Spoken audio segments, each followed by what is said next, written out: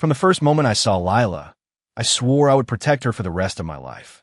But I became the person she hated most in the world. It wasn't until my heart stopped beating that I realized all my one-sided devotion was just a special kind of self-torture. If I could do it all over again. Lila, I won't bother you anymore. Let's just be strangers. Mason, do you have any idea where Lila is? I haven't been able to reach her since last night. What if something happened to her? Should we call the police?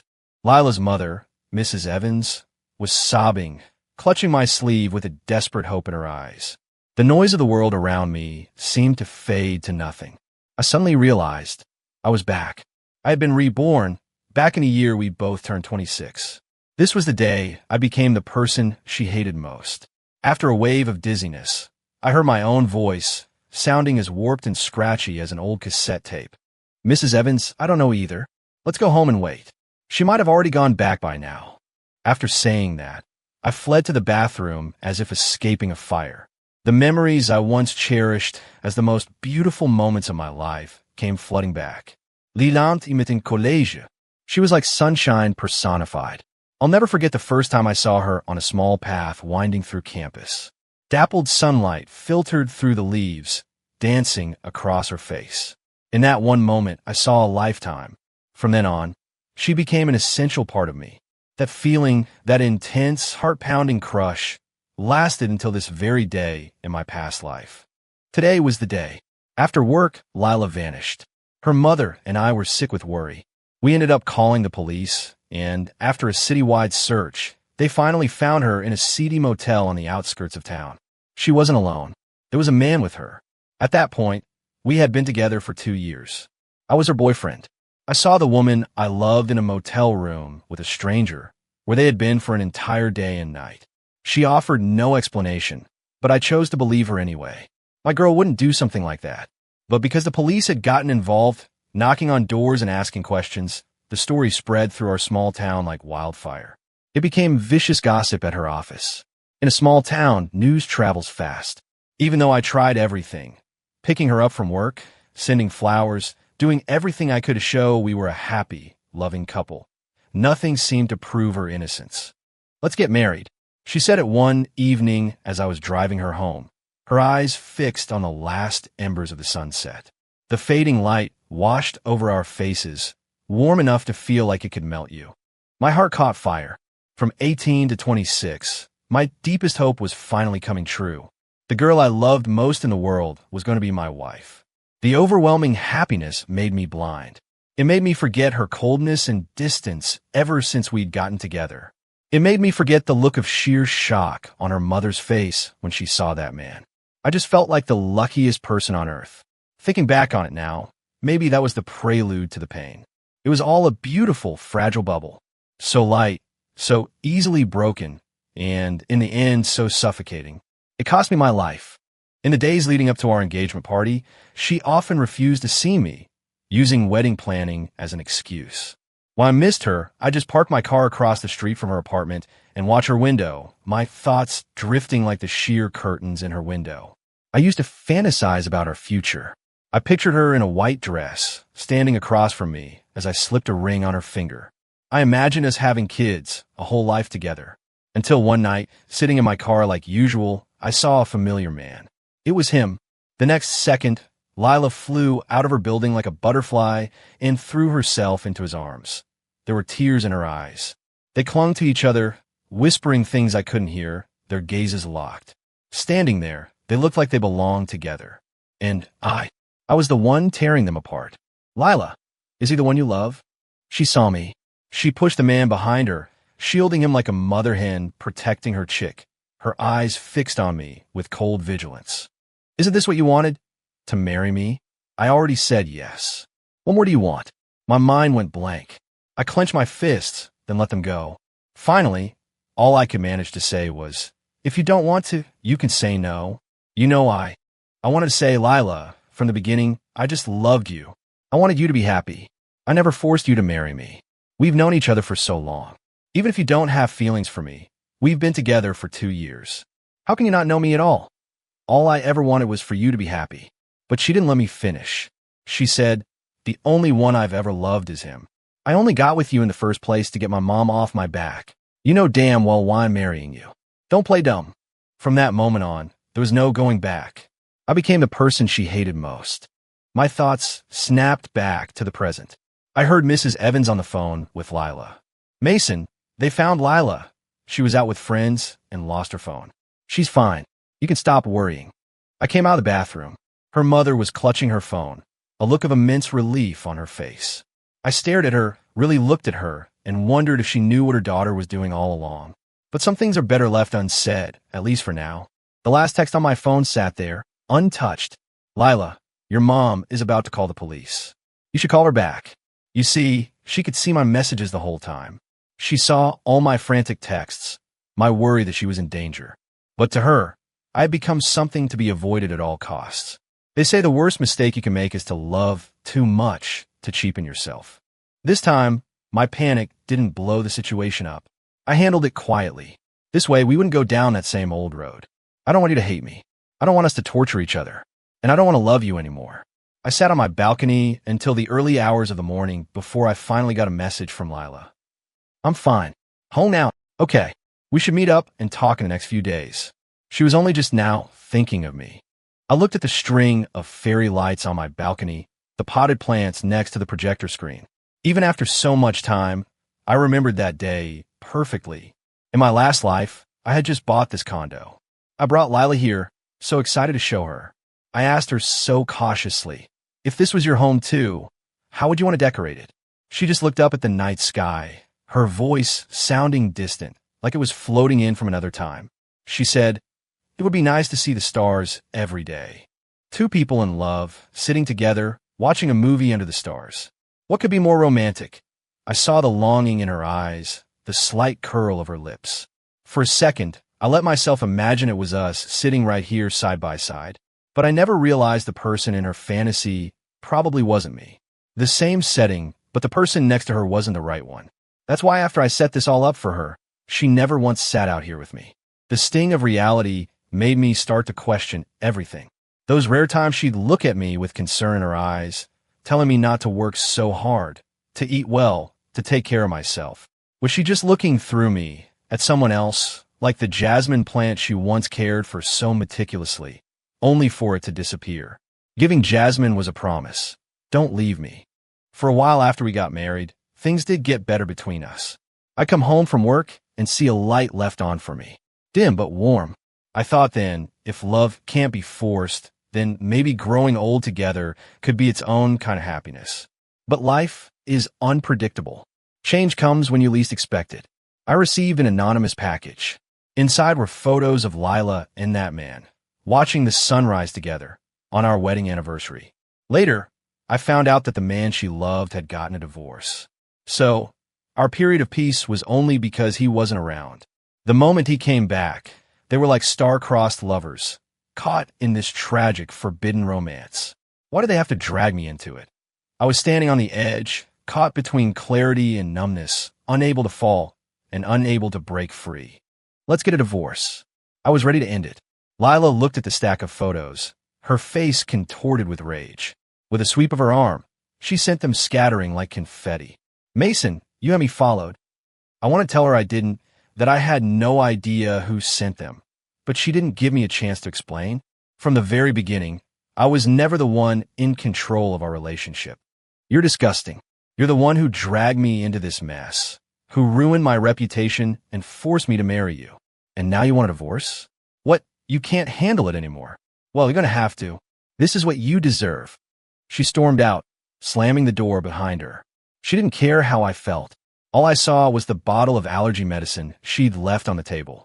It was spring, her worst season for allergies.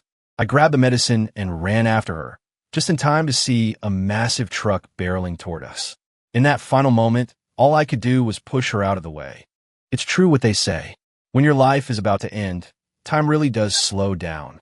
I let my eyes trace the lines of her face one last time, desperately trying to hold on to the image. I wanted to see the girl I first met all those years ago. I wanted to see her bright smile. I wanted to hear her say those words again. Let's get married. But the only thing that played alongside my life flashing before my eyes was the expression on her face. Disgust when she first saw me, shock when I pushed her, and finally, relief. Was I really that worthless to her? I was dying, and the woman I loved just stood there, fumbling with her phone, her first call not 911, but to someone else seeking comfort. Fine, let in like this. The sunshine, the ear, the breeze. They were only meant for me. No matter how it ended between us, I had kept my promise. I said I would protect you with my life. I thought I would never see the light of day again. But fate, it seems, had other plans. After the darkness, there is always a dawn. So, where do you want to go for our anniversary? It was a text from Lila. I didn't get it. In our last life, I would have moved mountains for her, and she never once looked back. Every anniversary, from when we were dating to when we were married, was like a funeral to her, something to be avoided at all costs. Why the sudden change of heart? Was she feeling guilty, but was she even capable of guilt? I didn't want to reply. We needed to be talking about how to break up. I closed her message thread and changed all my profile pictures and bios. I deleted every post on my social media that had anything to do with Lila. As I stood up, the leaves of a plant by the sofa brushed against my leg. I picked up the pot, intending to throw it in the trash. But I put it down again. It wasn't the plant's fault. It was mine. Mason, we need a manager for the new branch office. It's a great opportunity. Are you interested in applying? A message from my boss. In my last life, I didn't find out about this until it was too late. Back then, Lila was caught in that storm of gossip, and she didn't want me to leave. If I moved to another state then, there was no way she could have cleared her name in our small town. So while I was racking my brain trying to figure out how to make her happy, she was weighing her options and deleted the message from my phone, even though she knew how much I wanted a chance like that. Later, I never blamed her for it. I figured she was scared and wanted the stability of a home. But she just looked at me coldly. You owe me this. She was right, I did owe her. So this time, I won't bother her again. The next morning, I took my resume and knocked on my boss's door. I hear you have a girlfriend here in town. This transfer is for 2 years. Can you bear to leave her? My boss asked, teasing, but I knew he needed a real answer. We're not right for each other. We need some space right now. For real. He saw the seriousness in my eyes, thought for a moment, and then approved it on the spot. He told me to get ready and even said I could bring my best work friend, Leo Martinez, with me. I hadn't even made it out of the building when my colleague, Kevin Johnson, walked up. He clapped me on the shoulder, all buddy-buddy, and nudged his head toward the street outside. Hey, Mason, your girlfriend's here for you. Man, she's gorgeous. A real showstopper. Kevin was the first person I met when I started at this company. He was loud and friendly, and always looked out for the younger guys like me. I used to vent to him about everything. But this same guy, after Lila and I got married, went behind my back and started talking trash about me to her. All because he was jealous. Thinking of this, I forced a smile at Kevin. Come on, Kevin, don't mess with me. Why would she come looking for me? Who's messing with you? The one in the black dress, right over there. I was confused. Lila had never come to my workplace. Everyone knew I had a girlfriend, but no one knew what she looked like. Even Kevin had only met her for the first time at my wedding. He practically dragged me outside, and following his pointed finger, I saw, not Lila, but a face that was vaguely familiar. Was that Chloe? Mason, long time no see. Long time no see, Chloe. Chloe Bennett had been a senior when I was in college. She helped me out a lot when I first joined the student government. I remembered she'd stayed in town after graduating, but we had never kept in touch. I had no idea why she was looking for me now. I heard you're heading to Austin to manage the project there. Came to congratulate you. I was a bit puzzled. How did she already know about something my boss and I had just decided? And why was she waiting outside for me?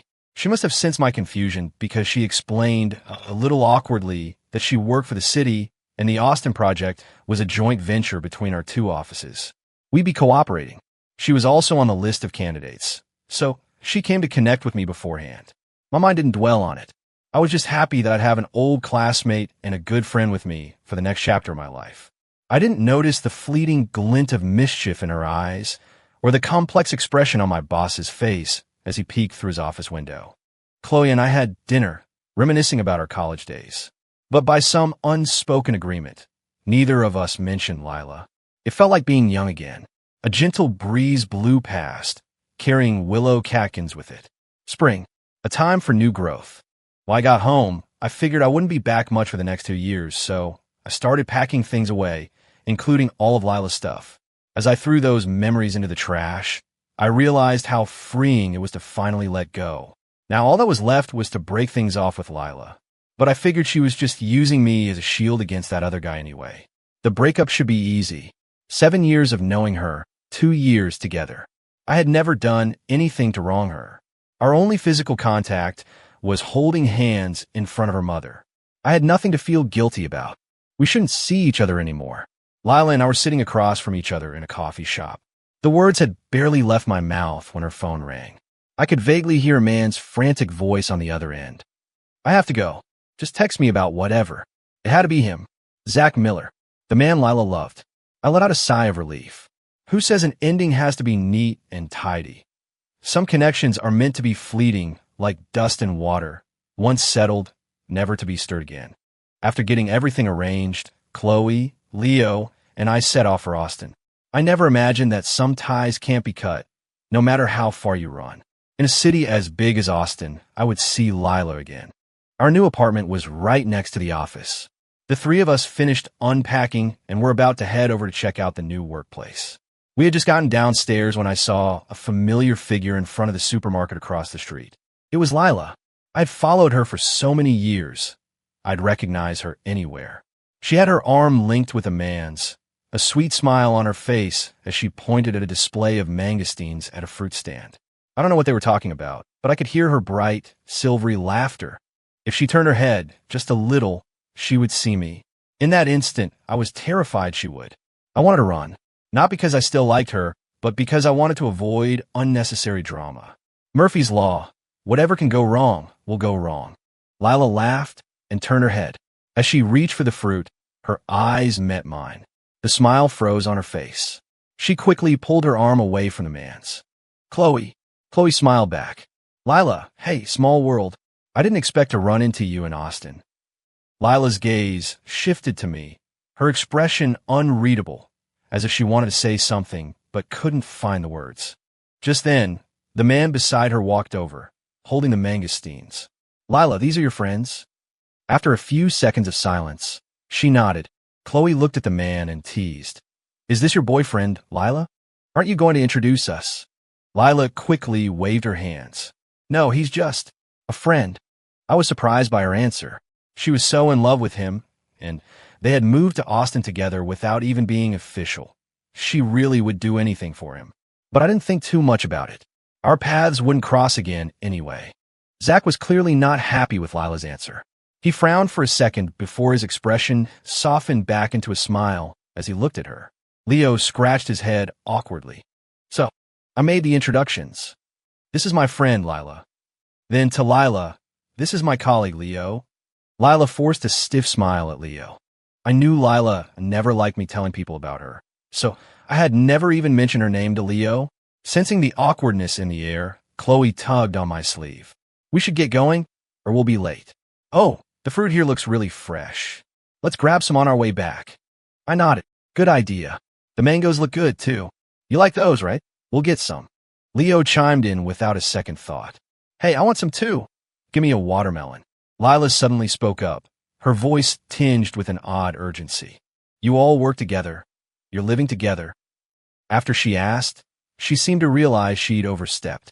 As if trying to grasp onto something, she linked her arm through Zach's again and stared at me in silence. Once we were a safe distance away, Leo nudged my shoulder playfully. Damn, Mason, you know some pretty girls. Chloe, you know her too? So I'm the only outsider here today. Chloe laughed. She knew I'd had a crush on Lila in college, but we'd lost touch after graduation, so she didn't know how things had turned out between us. The three of us walked to the office, laughing and joking the whole way. That evening, I got a text from Lila. Meet me at the Grove tonight at 7. I need to talk to you. As if she was afraid I wouldn't come, she added another message. Please be there. I'll be waiting 7. I'm not eating with you guys tonight. I have to go out. I changed into something more casual, ready to head out for Lila's dinner invitation. Where to? Leo leaned in, curious. Lila said she needs to talk. I'm going to see what's up. The name that I used to hold so secretly in my heart, afraid to even say out loud, now rolled off my tongue with ease. Letting go isn't always an ending. Sometimes it's a new beginning. I should have moved on from that years-long infatuation long ago. Ooh, a date with a beauty? Go, go. This house won't fall apart without you. Leo clutched his chest, feigning heartbreak. I gave him a light punch. Honestly, in my past life, my entire world revolved around Lila. I naturally neglected the friends I had around me. Starting over, when I shifted my focus back to my own life, I discovered how many people around me actually cared. Everyone was so vibrant and full of life. "Oh, save me some leftovers," I said as I walked out the door. I had a feeling this dinner wasn't going to be pleasant. When I arrived at the restaurant, Lila was already there waiting. "You came." Her eyes held a complex mix of emotions. Seeing me seemed to bring her a sense of relief. I ordered some things. "I hope you like them." Lila winked at me playfully, just like the bright, sunny girl I first met in college. But now, it stirred nothing in me. When the food arrived, I saw it was all the dishes I used to order for her. Did she still think these are my favorites? They were all sweet or sour. I hated them. She never knew I loved spicy food. But she couldn't handle spice, so whenever we ate out, I always ordered to her taste. If a spicy dish ever appeared on the table, she would sometimes get quiet and pout through the meal, or even just grab her bag and leave. It wasn't just about the food, it was everything between us. From a murky start of our relationship until now, I don't know what made her so consistently self-centered. Maybe it was my fault, but I was done making excuses or trying to explain. The slow erosion of affection is exhausting, especially when you can look back on all the foolish things you did with a third-person perspective. Every memory is like a knife to the chest. Impulsive love makes you blind. This time, I could finally see clearly, and it wasn't too late. Lila tried to make small talk. To be honest, it had been a long time since we had sat down and talked so calmly.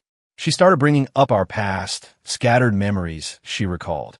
It felt like she was trying to find a new way to connect with me. But her memories were fragmented. She mentioned how sweet the ice cream was after our P.E. class, but she didn't know I had waited in a long line to get it for her. Even if she knew, she probably would have thought it was my duty. After all, I loved her. She talked a lot about our past, about our carefree youth in school. It was as if our teenage years were intrinsically linked, but they weren't. That other man was the one who truly held her heart, the one she was always chasing. In my last life, her words would have moved me, made me love her even more. But now, they just made my past sacrifices feel like a joke. It was my own one-sided obsession. I couldn't blame her. I was the one who made the wrong choice. Is this all you want to talk about tonight? I really didn't want to rehash any of this. Some things are better left in the past. Bringing them up again doesn't do anyone any good, and I knew she wasn't being sincere anyway. When you're not in love anymore, it's easy to tell the difference between truth and lies. "Mason, do you remember? Today is our anniversary." Lila's eyes started to well up. She looked at me like a sad, lost rabbit. I had completely forgotten. I had been so busy with work. But there was no reason for me to remember. Anyway, there was nothing left between us. The last time we saw each other, we agreed not to contact each other again. I handed her a tissue, stating a simple fact. "Lila, let's just let the past be the past. Don't make it hard on yourself. I'm not going to interfere in your life anymore. I don't know why you always held such a grudge against me, but I wish you happiness. And our relationship, it was just a front from the start, wasn't it?" Lila just stared at me blankly. Lately, she wasn't the same cold, distant person she used to be, which ironically made her even less appealing to me. "Is it true that you always want what you can't have?" I didn't dwell on it. Tom would sort it out. I finished my glass of wine, paid the bill at the front, and left. I didn't expect to run into Zach at the door. He swung at me without a word, landing a punch square on my jaw. "Hey, I'm warning you, stay away from Lila." Zach glared at me, his already harsh features twisted with rage.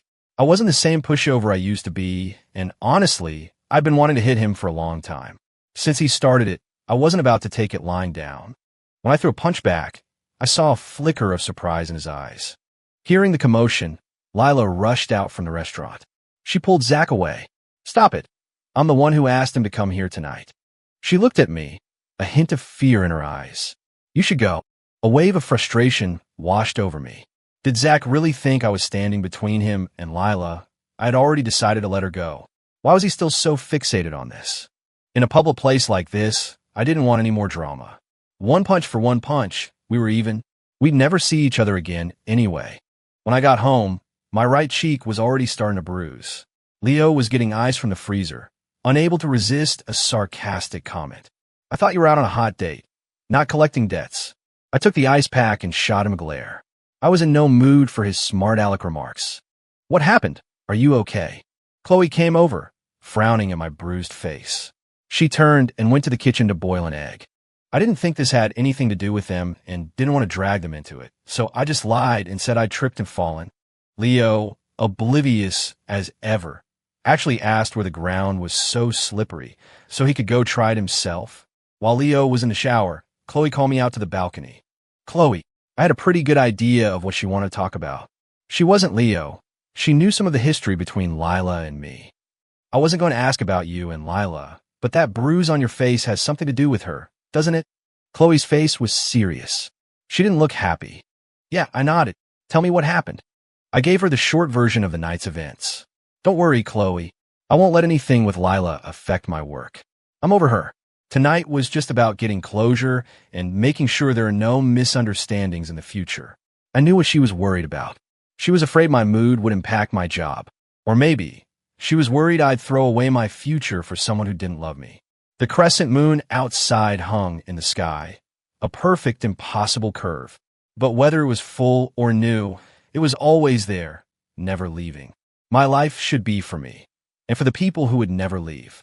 After a long moment, Chloe looked at me, her eyes crinkling into a smile. She said, Mason, I wish you all the success in the world. Her eyes were just like that warm, gentle moon in the sky. It was much later that I realized that night was like the old saying. The moon in the sea is the moon in the sky, and the person before you is the person in your heart. After that night, everything suddenly fell into place. The three of us were swamped with work, and we landed a huge contract. For a while, our lives revolved around that project. I never saw Lila again after that day. It was as if her appearance was just a final farewell. Memory has a way of romanticizing the past. The image of Lila in my mind began to fade, leaving behind only a few pleasant moments we had shared. But I knew this wasn't nostalgia. It was a warning, a constant reminder not to make the same mistakes again. I threw myself into my work, determined to build a successful career, unlike in my last life where I gave everything up to try and salvage Lila's reputation. And sure enough, hard work paid off. That year, I closed 5 multi-million-dollar deals and was promoted several times. No one questioned it. 2 months ago, after we landed the project, we had a company dinner.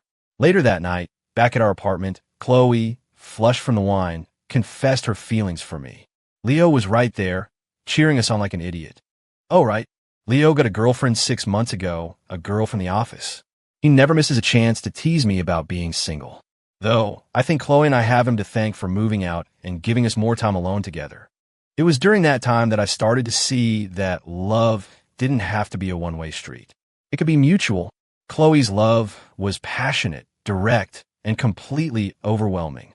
At first, I didn't dare accept it. I didn't believe I was worthy of a love so bright, of someone as wonderful as her. My past life had ground me down into dust. Chloe told me not to feel pressured. She was always perfectly attuned to my boundaries, never making me uncomfortable. Eventually, I realized that not being direct about my own feelings would be the greatest disrespect to the love she was offering. In the time I spent with her, I saw how deserving she was of being loved and by someone better. That night, Chloe mumbled a lot of things to me. I'm not too late this time, am I? No, definitely not. I made it. I don't like jasmine. I like roses. I love how bold they are. Finally, she looked me straight in the eyes, her love for me honest and blazing with nothing to hide. She said, Mason, I hope you love me. We'll be together forever. You see me, right? I'm the one in your eyes. I thought when she sobers up, I'm going to give her the grandest confession.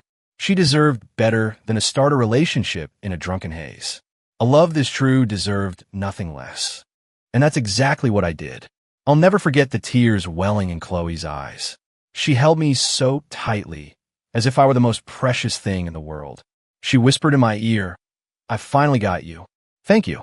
Chloe brought so much love and joy into my life. She was always full of clever little tricks that made me fall for her again and again. The other day, Leo, being the jerk he is, showed me a video. The cheesecake for my birthday wasn't something Chloe just happened to see and buy on a whim. She had planned it for ages. There was no coincidence. I watched the video of Chloe asking me if I wanted cheesecake or tiramisu. I said cheesecake. She said, "What a coincidence." That's exactly what she bought. We were so in sync.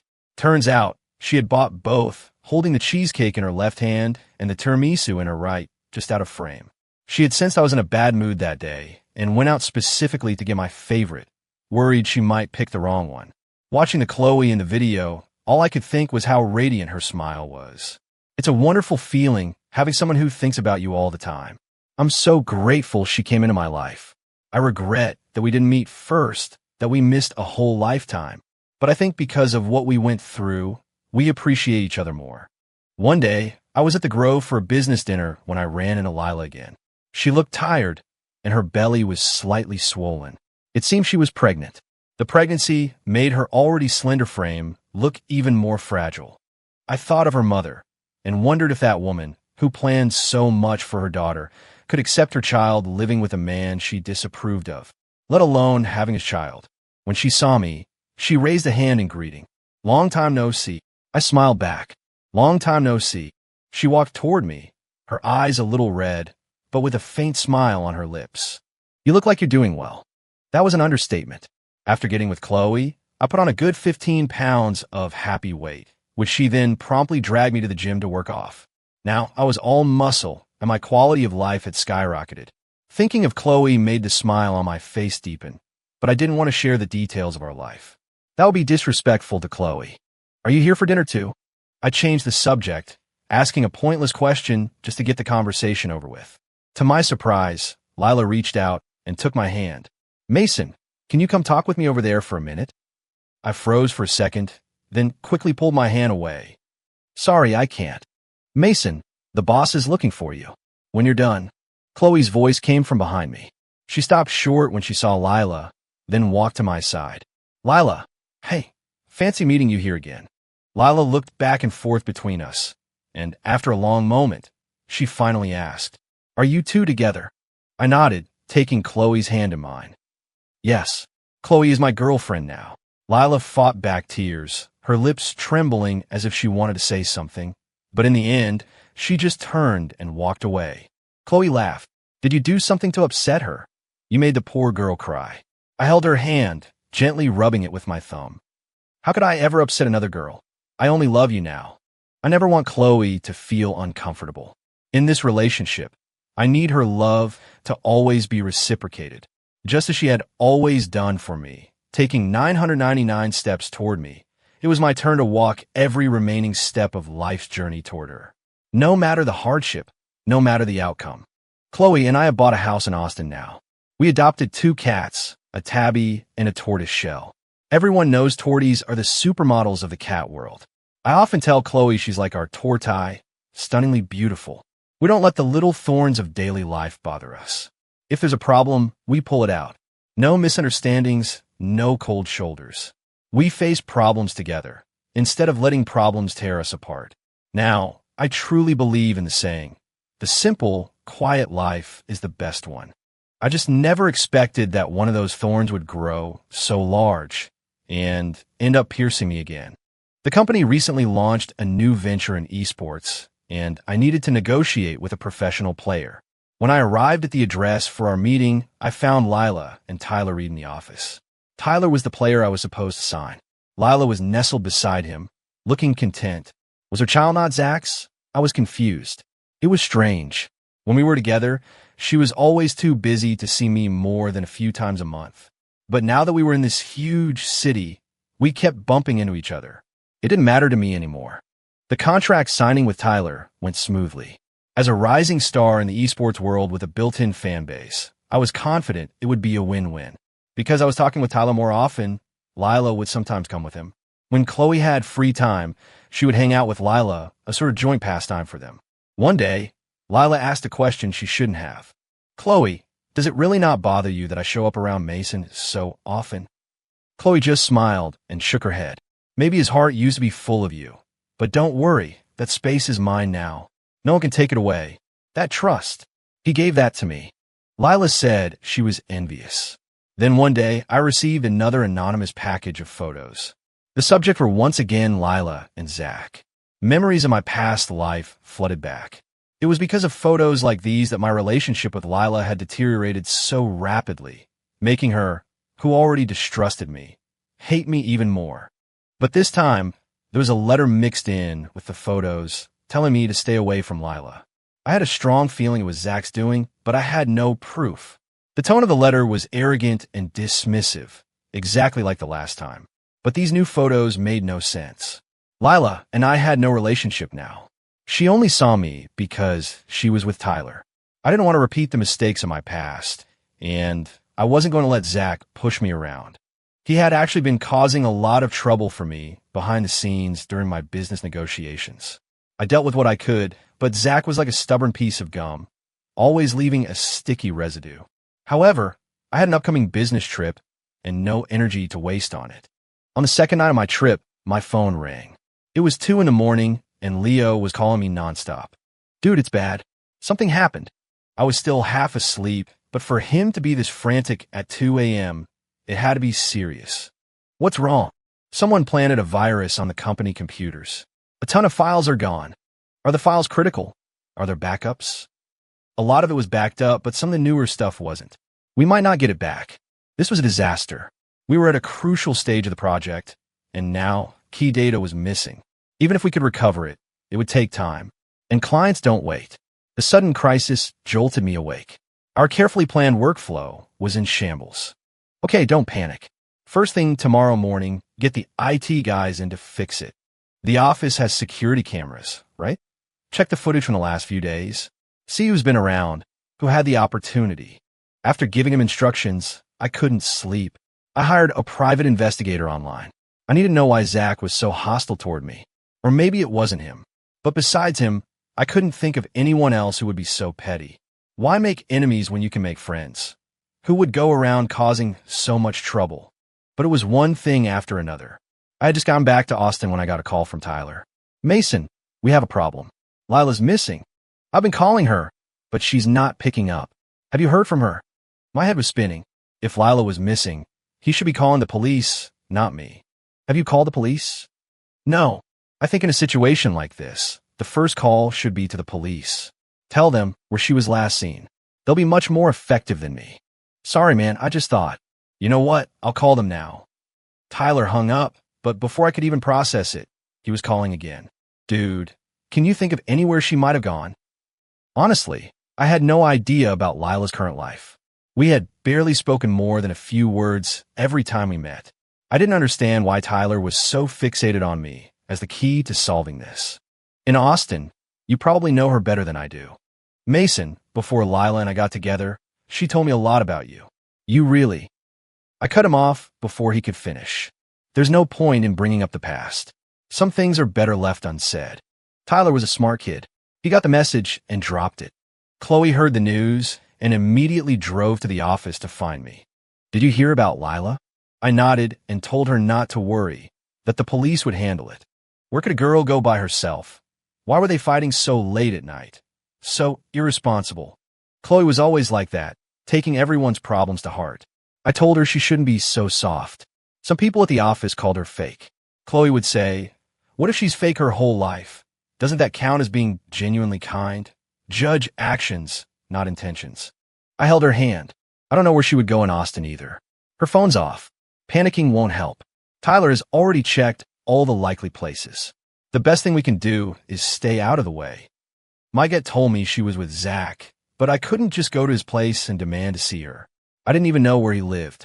Just then, a message from the investigator came through with several photos attached. This guy is trouble. I saw him take a girl into his apartment. She hasn't come out in 2 days. It looked like she was going with him against her will. I opened the photos. The woman was wearing a white dress, her frame thin, her belly swollen. It was clearly Lila. I immediately called Tyler and asked if he knew where Zach lived. If he did, he needed to get there fast. Chloe insisted on coming with me to find Lila, terrified something had happened to her. I was being pulled in a million directions. The company files were still missing. We hadn't caught the culprit. Zach was sending me threatening photos for no reason. and now Lila had disappeared at the worst possible moment. All these things felt disconnected, but my intuition told me they were all tangled together. Chloe squeezed my hand tightly. Don't be scared. Whatever it is, we'll face it together. I squeezed back. It's okay. We can solve this. I think I might have an idea. While Tyler was on his way to find Lila, Leo called. Dude, the security footage was wiped. We can't see who it was. This person knew what they were doing. It has to be someone with a grudge against us. We haven't made any new enemies recently, have we? I thought about it. Like Chloe, I prefer not to make enemies in business. I don't think so. We need to reconsider. It could be an inside job. Leo hesitated on the other end of the line, as if he wanted to say something. What is it? That night, Lila came by looking for you. I let her wait in your office. You think it was her? Even though she used to be with Zach, I didn't believe she would help him with something like this. I felt like she had her own reasons for getting close to Zach again. Besides, even with the emotional debt she owed me, I didn't want to question her entire character. Hey, in the corner of my office, there's a small camera tied to the money tree. Go get it and see if it recorded anything useful. I suddenly remembered. Once Chloe and I were joking around, and she said she didn't know what I was doing on my computer all day. Maybe I was chatting with other girls. I knew she was kidding, but I played along and bought a tiny camera, placing it in my office. Hearing this, Leo's tone brightened considerably. For real, I'm on it. I'm going to catch this bad guy. Leo was always like that.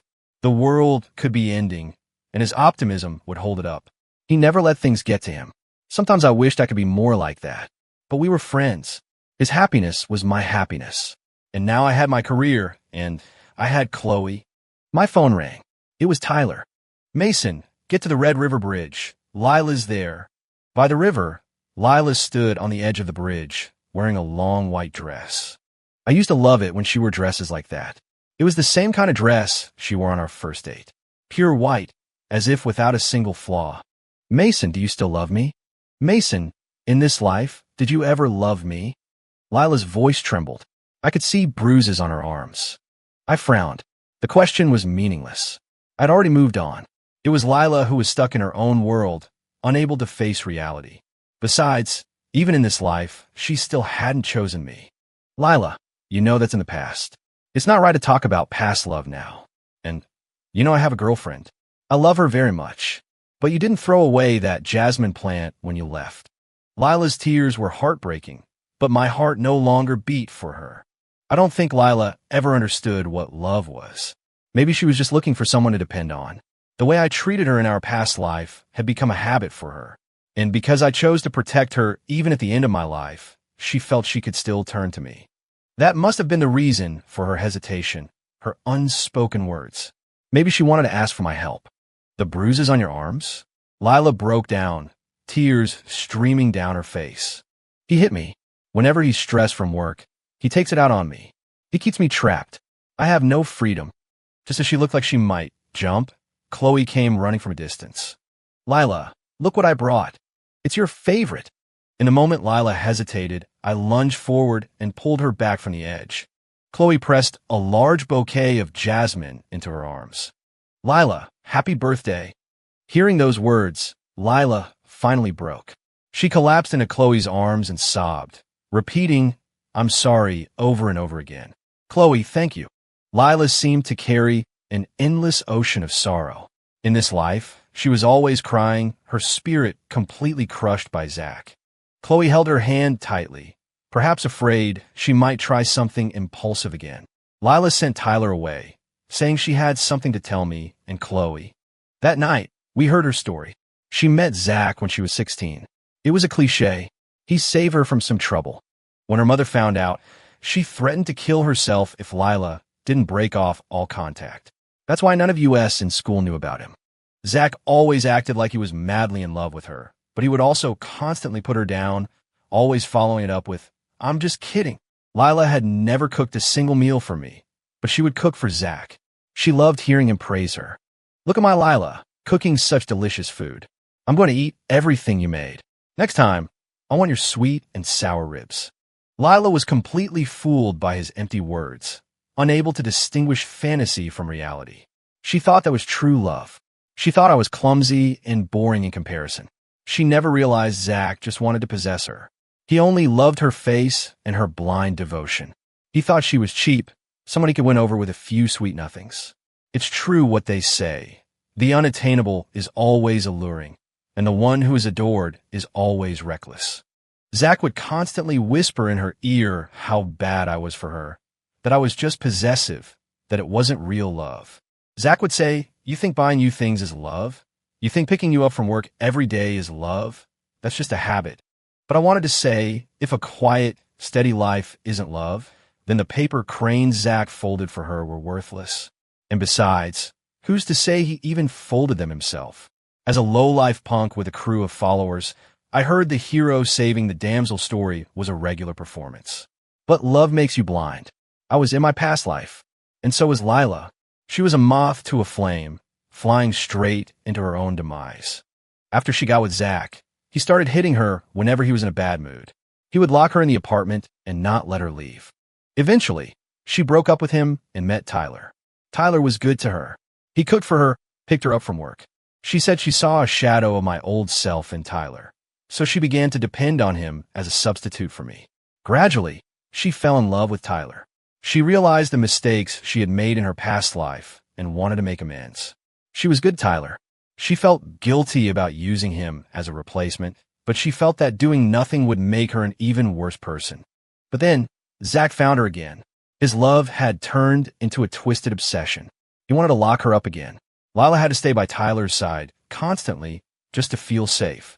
It was during this time that Zach saw her coming in and out of my office building several times, and he turned his anger toward me. The day before, she had impulsively run out of her apartment and was caught by Zach. He beat her again. Chloe was clenching her fists. That bastard, hitting a woman. I'm going to find him, stuff him in a sack, and beat the crap out of him. Honestly, I've been wanting to do that for a long time. And later, I did. I found an alley with no cameras, and with Tyler, we gave him the beating he deserved. Of course, we put a sack over his head first. He never knew it was us. Not that it mattered. Who would care about a guy like him? But that came later. Thank you, Chloe. And you, Mason. Getting all of this off my chest. I feel so much lighter. A long-awaited smile finally appeared on Lila's face. That's more like it. You're so pretty when you smile. Stop crying all the time. You'll cry away all your good luck, Chloe said, gently pushing up the corners of Lila's mouth. Chloe, if it weren't for me, you two wouldn't have had to wait another lifetime to meet, Lila said, her head bowed. I could hear the guilt in her voice. What are you talking about? Maybe it's because we had to wait that we cherish each other more now. She was right. Chloe had lived a second life with me, too. In our last life, if I had just arrived at that campus lawn a little earlier, the person I would have seen under the tree would have been her, not Lila. But there's no point in thinking about that now. What's yours will always find its way back to you. Chloe told me that in her last life, she had lived to a ripe old age. Then, she suddenly woke up, young again, and saw me. She said she even went to my funeral. A butterfly had landed on her shoulder and stayed there for a long time. When she opened her eyes and found herself back at the company, seeing the 20-something version of me, she was determined to prevent the tragedy. That day, she had originally planned to convince me to come work in Austin, instead of staying in that dead-end town.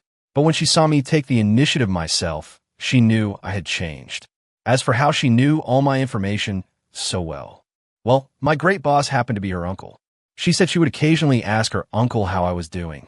After our talk, Lila left. She said she wouldn't bother us again. Tyler knew everything about her past and was willing to accept all of it. She had already failed me. She couldn't fail someone else. She also said she was sending me a big gift and that I should wait for it. After Lila was gone, Chloe pinched my cheek and smiled. You poor thing. What would you have done in this life if you hadn't met me? I took her hand. I'd be even more pitiful. No one will ever love me more than you do. Just stay by my side and let me love you forever. Okay, Chloe. The night wind blew as Chloe and I stood on the bridge like fated lovers. There were stars in our eyes. But at every sentimental moment like this, there's always a party pooper named Leo. Sure enough, his call came through. I got the footage. You'll never guess who it was. Leo was practically buzzing with excitement on the other end of the line. Was it Kevin? I guessed. Leo's excitement deflated instantly. No fun. How did you even guess that? I'm not playing guessing games with you anymore. It was a coincidence, really. Kevin had sent me a message that day, bragging that he had also been transferred to Austin and had already reported to the office. Otherwise, I wouldn't have suspected him. Besides, Kevin and I were on bad terms in our last life. He not only tried to ruin my marriage, but also constantly badmouthed me to our boss in this life. I couldn't think of anyone else. I just never thought he hated me that much. I've already handed the evidence over to the police. The bad guys will get what they deserve. Leo sounded like a righteous hero, ready to vanquish evil. Later, I learned that Kevin confessed at the police station and gave up the mastermind, Zach. Zach and Kevin had been in contact for a while. Zach had promised to get Kevin the transfer to Austin if he did this for him. Afterward, Zach gave Kevin $100,000. Kevin was greedy. He already resented me for getting the direct transfer from our boss, and with the added incentive of money, he was sold. He figured he couldn't lose. He just forgot about the law. The law would teach him a lesson. The police quickly located Zach. That night, Zach was hosting a legal party. The police raided the place just as it was getting started. The more they dug into Zach, the more dirt they found. A whole chain reaction was set off. He had been abusive to many other women, not just Lila. His company was also involved in tax evasion and had used illegal tactics to sabotage many competitors. Apparently, a crucial piece of evidence was also submitted to the police, likely from Lila. That must have been the big gift she sent us. After that, she never appeared in our lives again. I don't know how long Zach was sentenced for, but I believe the law is fair. Once our work in Austin stabilized, Chloe and I met each other's parents. We set our wedding date for the day after our 3rd anniversary. That way, we'd have one more anniversary to celebrate each year. At the wedding, Leo and his girlfriend were our best man and maid of honor. Just the two of them. A perfect pair for a perfect pair. I used to scoff at things like that, but after being with Chloe, I learned to create little surprises. When love is mutual, you're willing to put in more effort. Marrying the person you love feels like winning a great victory. While counting the wedding gifts, we found an anonymous envelope. It was thick, and inside, tucked among the cash, was a dried magnolia flower. Chloe guessed it might have been sent by someone on Lila's behalf. I suddenly remembered, before the jasmine, my favorite flower was the magnolia. But now, I only have eyes for my red rose. She bloomed for me, and she came for me. Leo always asks Chloe what she sees in me. He says I'm too nice to everyone. Chloe always replies that she's the same way, and that two people like that are perfect for each other, instead of one person constantly taking. You should choose someone who is already good. One day, Leo found out about my history with Lila. He called me a hypocrite, always hiding behind a mask, able to talk to Lila so calmly after everything she'd done. I told him if we have to question the authenticity of every good deed, then there's no point. Good and evil are not black and white. No one can define kindness. Why not choose to be kind? I thought of what people used to say about Chloe, but what I wanted to say was, if it's with you, I'm willing to be fake for a lifetime. I love you. The road ahead is long and winding. Let's walk it together, unafraid of any obstacle. Forever. My Rose. From Lila's perspective, I am Lila. I once had someone who loved me, though I wouldn't have called him my lover. He loved me. He gave me so much, but I just took his kindness for granted, never thinking about why. Back then, I was so convinced that Mason was just a possessive creep who wanted to own me, and that's why he tried to ruin me with such a dirty trick. It was disgusting. He was nothing like my Zach. On that ordinary afternoon, when I was cornered by a few thugs, Zach appeared. He saved me, and my young, naive heart was his from that moment on, even though my mother forbade it. She forbade it, so I pretended to cut ties, but secretly I still followed him around, watching him smoke and drink. On the surface, I was the perfect daughter, just to lower my mother's guard. But after graduation, I couldn't keep up the act. I had no way to change my mother's opinion of Zach, so I came up with a plan. A terrible, selfish plan that ruined someone. It ruined the man who loved me. Throughout college, there was always this person, Mason. He was like everyone else, but also different. He always showed up exactly when I needed him. Hot water and pads during my period. A cool towel and ice cream after P.E. class. The classroom floor, sparkling clean on the days I was supposed to be on cleaning duty. So I thought, what's the harm in using him a little? I started dating him. He was so respectful. My mother was thrilled with him. There were moments when I even thought, maybe a life like this wouldn't be so bad. But Zach was always there, a ghost in my life, reminding me of the afternoon he saved me. I thought that was love, the thrill of young romance, and so I chased it without a second thought. Even years later, when I was ready to settle down and try to make a life with Mason, Zach reminded me he still existed. He reminded me of that bold, passionate feeling like the wind. I still wanted to be with him, to be free, even if it meant having no home to return to. Until that day, we had a fight, but he still remembered my allergies and ran out to bring me my medicine. That speeding truck, that split-second decision to trade his life for mine. I didn't process it. For a long time after, I still couldn't process it. He was just gone. Dust settled on the chairs on the balcony. The fairy lights never turned on again. Only then did I vaguely understand what I had lost. Then I opened my eyes, and I was back in that motel bed, Zach snoring beside me. How did I never notice the vast difference between them before? But it was too late. There was no way for me to have a clean slate with the boy who had given me his whole heart. It felt like even if I had 1,000 second chances, we would never have a happy ending. My phone buzzed. It was him. Call your mom back, or she's calling the police. Things were different, not like before. I started to get scared. My mind raced. I cautiously asked him about our anniversary. Yes, it was different. Mason would never speak to me so coldly. It wasn't until our roles were reversed that I realized how awful I had been. I thought, maybe it's better this way. I want him to be happy, not to be hurt by someone like me again and again. Looking at Zach, a bold idea formed in my mind. Since being with him was what I chased my whole last life, why not try it now? It's true. If you think your life is easy, it's because someone is carrying the weight for you. If you think everything is going your way, it's because someone is carrying you on their shoulders. My life was not good. It was not good at all. I regretted it. I thought, maybe there's still a chance. I wanted to try to love you the way you once loved me, but I found I couldn't. I don't know what you like, what you love to eat. All I know is that you were always there for me. Later, I found out Mason and Chloe were together. It was good. They were a perfect match. Chloe is not like me. I was the selfish taker.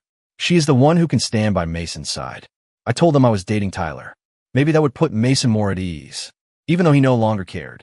I vaguely remember, at the very beginning of our story, a shy, sincere boy pointed to a garden and asked me, "Do you like magnolias?" "I like jasmine." "Okay then. I guess I like jasmine from now on, too." I held the dried magnolia flower, picked out the most perfect petal, and placed it inside the wedding envelope. "I'm so happy for you. I wish you eternal happiness."